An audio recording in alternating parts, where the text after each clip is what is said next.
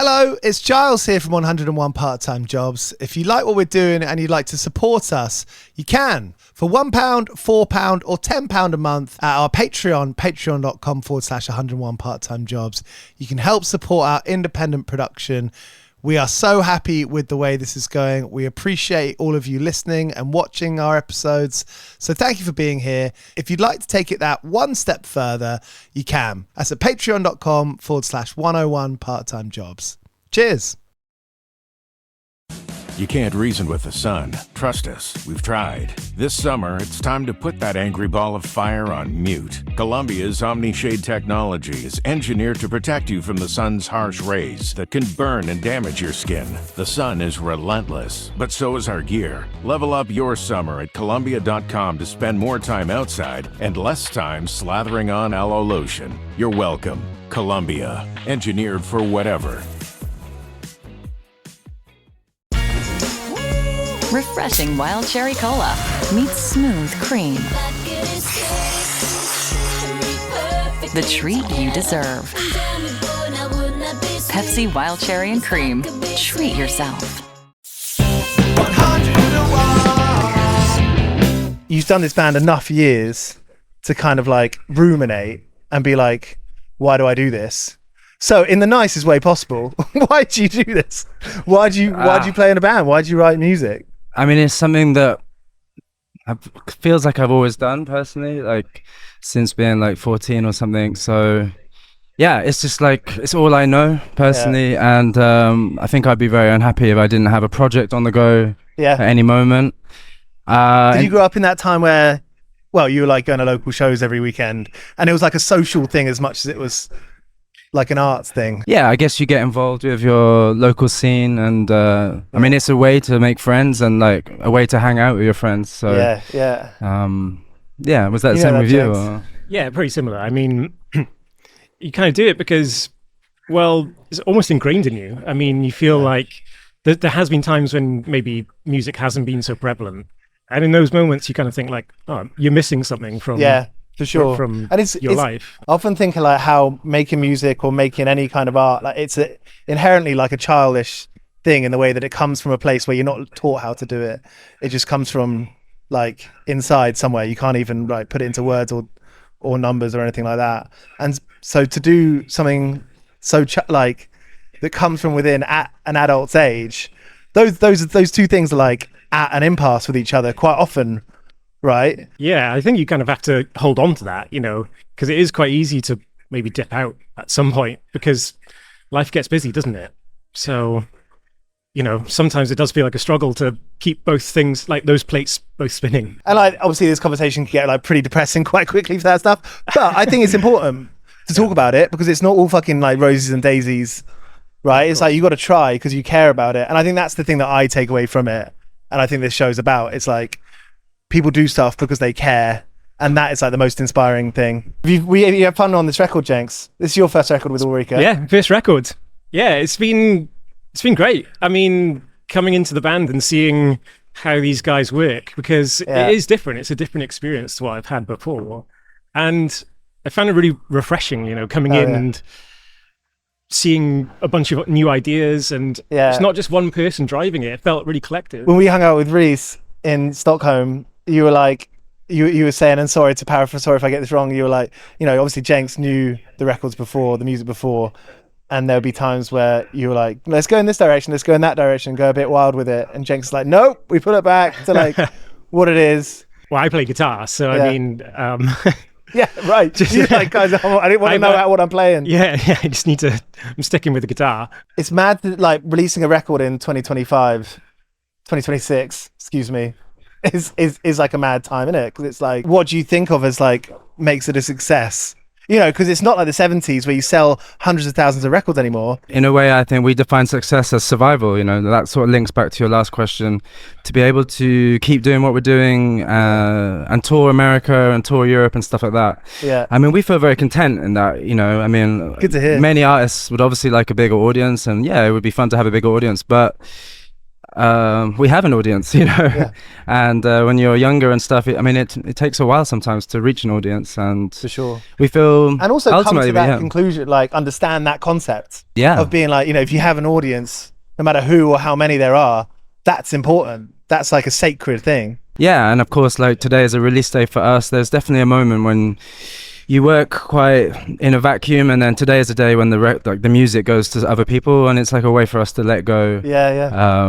And ultimately, it doesn't really belong to us anymore. And Right. often this is the moment when you kind of feel a bit more inspired to do something next. So we'll see. How does that feel? Like today being like release day. I mean, you got things to do. Like you're setting up downstairs. You got a show to play. Probably don't have loads of time to sit and think about it, but. I'll be honest, it's a bit overwhelming today because we're not usually so hectic, with the band every day. So today it's a lot of things going on, and it's fun. It's like You live in Stockholm? I do. I saw you in Stockholm recently. That was nice. Thank you for taking us to that nice bar. Yeah, shout out Ytons. Definitely would not have gone there if you hadn't have shown us there. How's that been? Because talking about being like an adult playing in a band, like I think one of those things it means is that you can't really you can't stop your life. You can't just stay in one place forever because band practice is on Monday or Thursday. So how does it work? How has it worked for you now in terms of like visas and like just basic living stuff? Well, there was like a year after Brexit where like it was time, basically you could go under the EU rules. So that was the time that I went. So around 2017. Yeah. And it's been okay. I'm not a citizen there yet, but that's kind of partly out of my laziness. And there are long waiting times as well, but I'm a permanent resident there. I spoke with Josh Idahan, who you know. I remember you saying, and what he was describing as being an artist of any kind, and be in Stockholm in Sweden, you're kind of allowed to live like there's people. The state accepts you for having a career in the arts in a way that Britain doesn't. Maybe. I've never been in the club that gets any funding or anything like that, but there is possibilities for that. But maybe what he's referring to, there is like kind of a work-life balance there. Perhaps it's because of rent caps and things like that you don't perhaps have to work as much as you would do when you live in London, when it's like 50, 60-hour weeks and do music on top. And Jenks, you're studying. I feel like, we've known each other for probably maybe 2 decades now. Yeah, but I feel like you've always been studying. You've always been doing something. But I'm always been filling that big brain with something. Thanks. But it's not study anymore. So I did do that, and now I just work in a university. Hell yeah! So it does feel like you're in a lab, right? Yeah, I'm in a lab. I'm really sorry that we've definitely spoken about this like 100 times. And I work in a lab. It's in the basement in London, so you don't see much daylight. I work in it's a physics research, so it's like fundamental physics. And it's this experiment. It's quite big, and you're are we allowed to know like what it is? Yeah, yes. It's technically it's measuring a property of the electron. Okay, so it's like that. So it uses hell yeah, fundamental physics, precision physics. Definitely keeps me busy.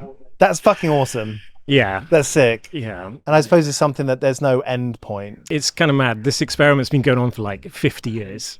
And they keep on trying to measure it better and better and better. Right. And hopefully you'll have an insight soon. That'd be nice. You work on it for basically a few years, and you reach maybe a plateau where you've measured it slightly better, and it just keeps on going. And hopefully, well, the story is what we're trying to do is measure non-zero.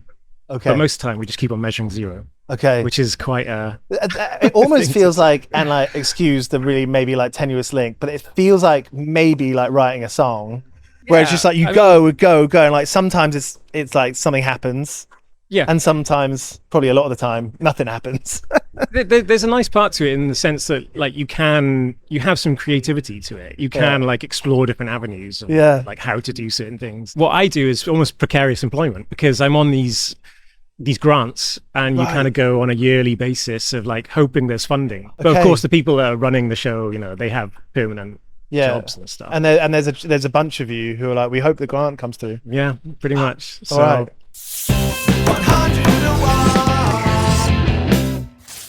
I've done so many different jobs actually when I come to think of it, but this most recent job when it comes to like editing podcasts, essentially being freelance has helped me a lot in the sense that when we go on tour to America, you know, I can kind of do my day job in the van. Right. So as long as you have internet. That's a touch. And I think that as a tip for like some touring musicians where I mean, things aren't great to be a musician nowadays, but one of the things since COVID, like you can kind of work remotely more than you used to. And I think sometimes if you can get the work.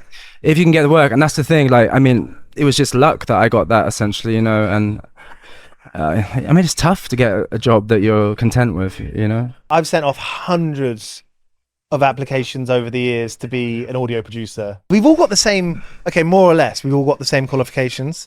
GCSE, A-level, BA Hons, maybe... Well, not him, he's got a PhD. But... PhD, you're showing everyone up.